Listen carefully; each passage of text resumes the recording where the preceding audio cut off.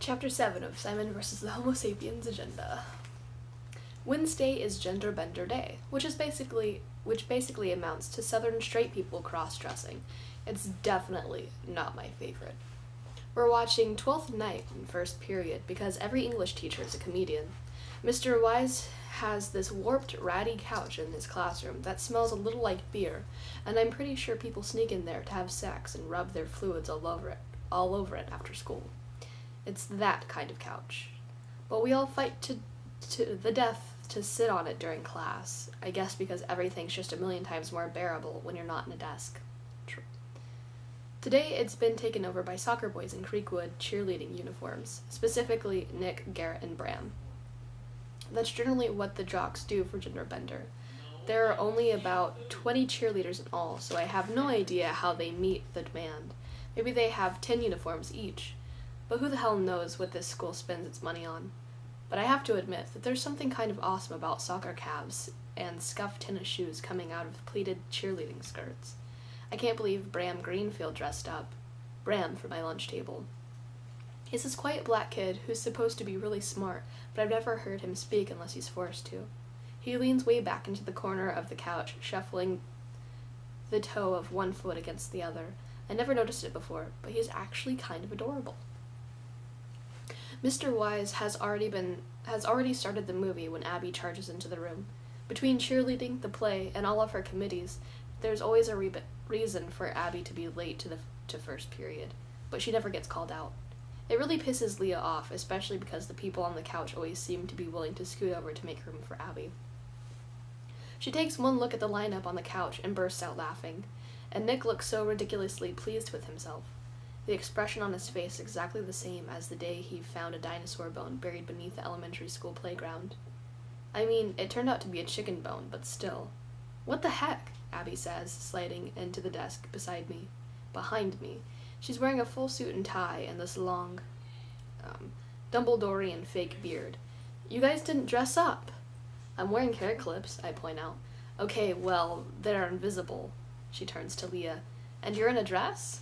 Leah looks at her and shrugs without explaining. Dressing extra feminine for Gender Bender is just something Leah does.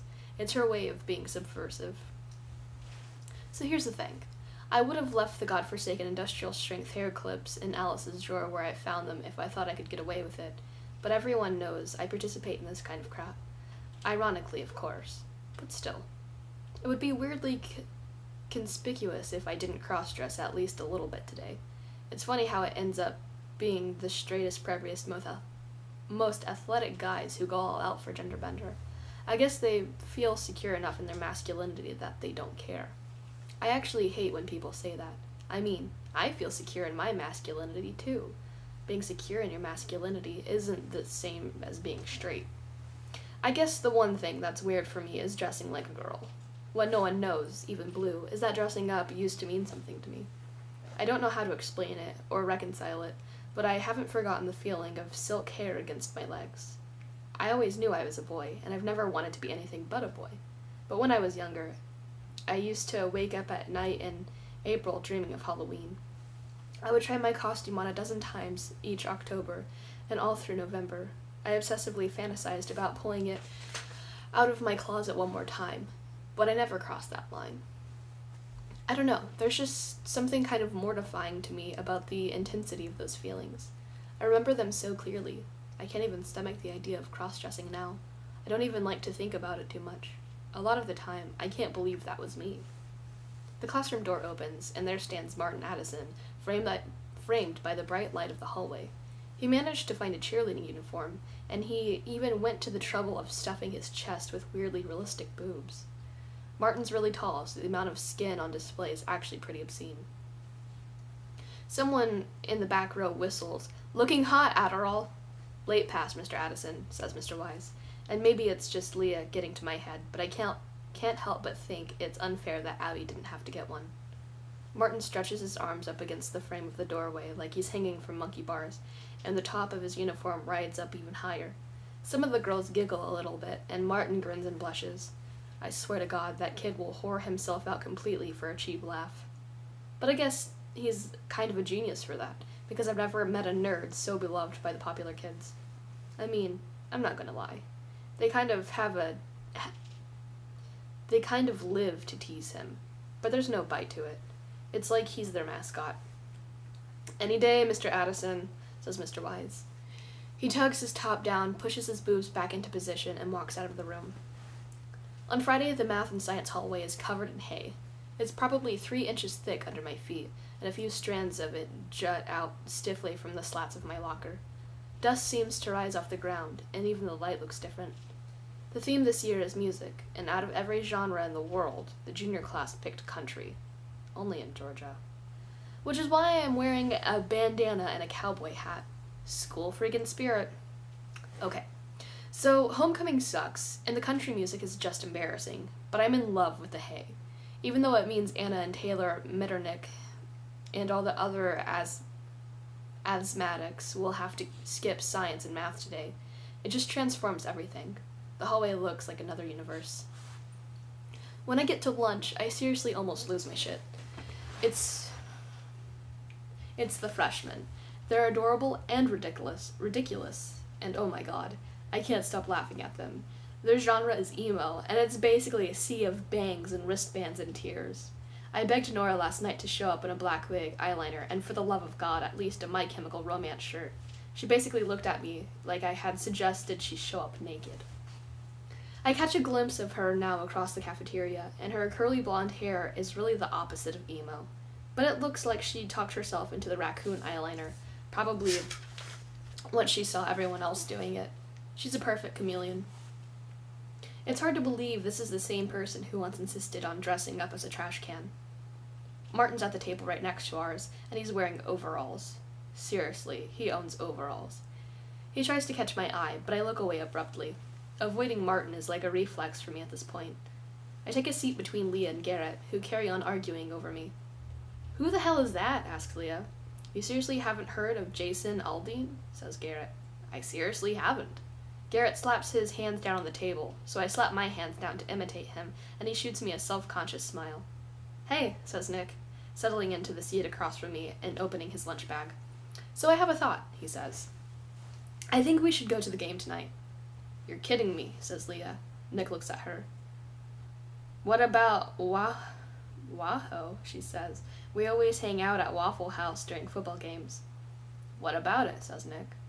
Leah's head is tilted down, so her eyes look kind of scary, and her lips are sucked into a straight line. Everyone is quiet for a moment. And maybe my timing sucks here, but I guess I'm not really thinking about Leah.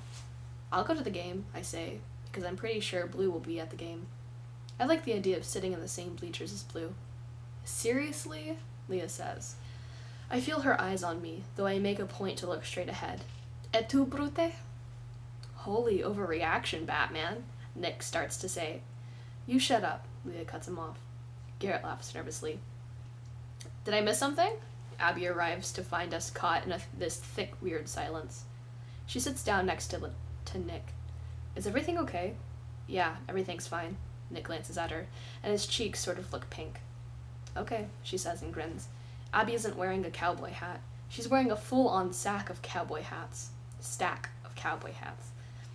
"So are you guys psyched for the game tonight?" Leah stands abruptly, pushes her chair, and leaves without a word. The game starts at 7, but there's a parade at 6. I walk over to Nick's house after school, and we drive back to school together. "So we're on Leah's shit list," I say, as we turn to the road leading to Creekwood. Already cars are parallel parked on the street, which has to mean the parking lot is full. I guess a lot of people like football.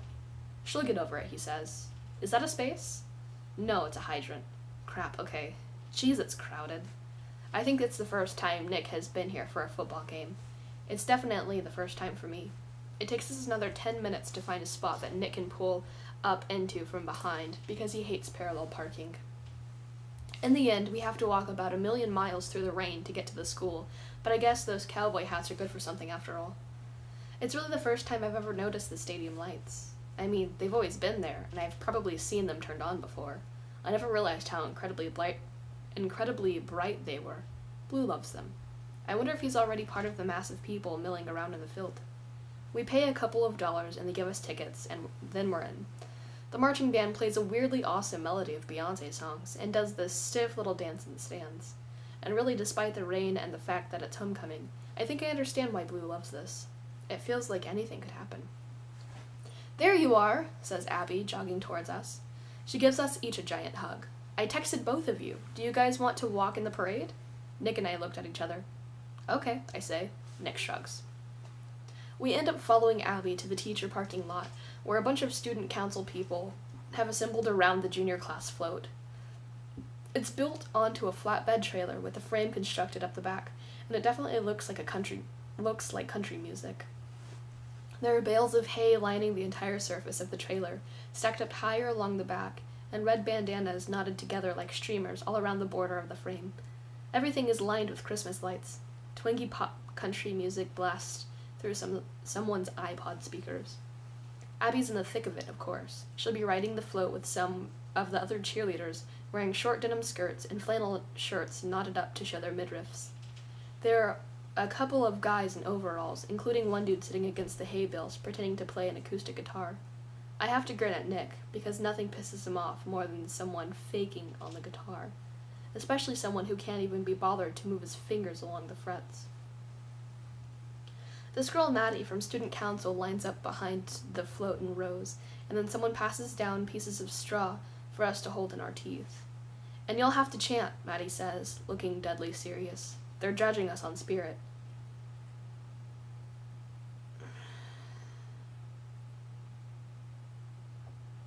I have no idea what that says. It's like, Journeyers? Who the fuck knows? I muttered to Nick, who snorts. "There's only so much you can do with a piece of straw clamped between your teeth." Maddie looks panicked. "Oh my god, everyone, okay. Change of plans. No straw. Everyone take out the straw. Okay, be good. Be loud. Y'all, remember to smile." Y'all. The float starts moving around the parking lot, where it falls into place behind some kind of rock and roll monstrosity the sophomores have put together. We follow behind it, taking our cue from Maddie, who calls out and cheers and randomly yells, "Woohoo!" when things get too quiet. The parade actually leaves the school grounds, where it loops around for a block before coming onto the track, circling the football field. The lights shine down on us, and people cheer, and I can't believe Nick and I ended up in the middle of this. It's so Johnny High School. I feel like I'm supposed to make some comment to underscore the ridiculousness of it all, but honestly, it's sort of nice to not have to be cynical for a change. I guess it feels like I'm a part of something. Abby and the other cheerleaders rush off to the bathroom as soon as the parade ends to get in their uniforms, and Nick and I look up at the bleachers. The faces blur together, and it's hard to find anyone we recognize. It's a little overwhelming. "Soccer team's up there," Nick says finally, pointing up to the left and a few rows down from the top. I follow him up the concrete stairs, and then we end up having to squeeze past people to get over to them. God. Just when you think you've discovered every kind of awkwardness there is. And then it comes the issue of finding a place to actually sit. Garrett pushes in closer to Bram to make room, but I'm still basically sitting on Nick's lap, and that sure as hell isn't going to work. I stand up again immediately, feeling twitchy and self-conscious. "Okay," I say. "I'm gonna go sit with the drama club people." I spot Taylor's bright blonde, super brushed hair a couple rows ahead of us and next to the stairs, and she's sitting with Emily Goff and a couple of others. A couple of the others including Cal Price. My heart beats faster. I knew Cal would be here. I squeeze through my row and back down the stairs, feeling like every eye in the stadium is on me. Then I reach under the banister to tap Cal on the shoulder. "What's up, Simon?" he says. I like that he calls me Simon. A lot of the guys call me Spear, and I don't mind that, but I don't know. Honestly, I think I would like whatever Cal Price called me. "Hey," I say, "can I join you guys?" "Definitely," he scoots over a few feet. "Plenty of room." And there is. I won't have to sit on his lap anyway. It's actually kind of unfortunate. I spend a full minute trying to think of something to say. My brain feels foggy. "I don't think I've ever seen you at a game," Cal says, pushing his bangs out of his eyes. And seriously, I can't even. Because Cal's bangs, Cal's eyes, the fact that he apparently notices me enough to know I'm not at football games. "This is my first time," I say, because I just have to say the most virgin-y thing ever. "That's cool." And he's so calm. He's not even facing me, because he can talk and watch a game at the same time. I like coming when I can. I try to make it to homecoming at least. I try to think of a way to ask the thing I can't ask him. Maybe if I mentioned something about the smell of the air, just to see how he would react. But if I said that, and Cal really is blue, he'd know immediately that Jacques is me, and I don't think I'm ready for that. I'm so freaking ridiculously, absurdly curious, though. Hey! Suddenly someone slides in next to me on the bleacher. It's Martin.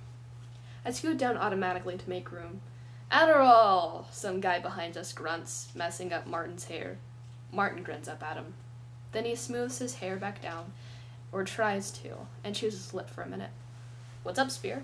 Nothing, I say, and my heart sinks.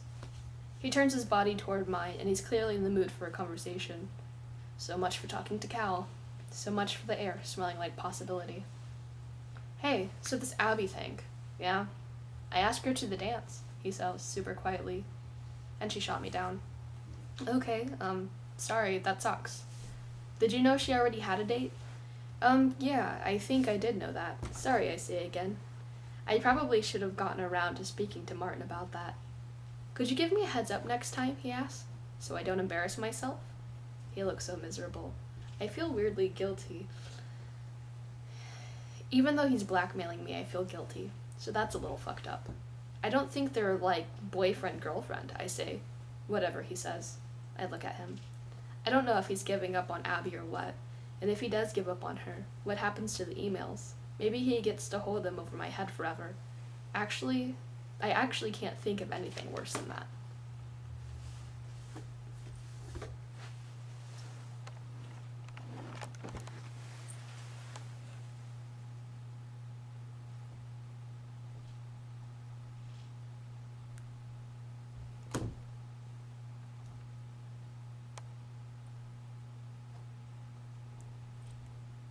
Can I help you? Meow. Are you a cat or a little No. kid? Meow.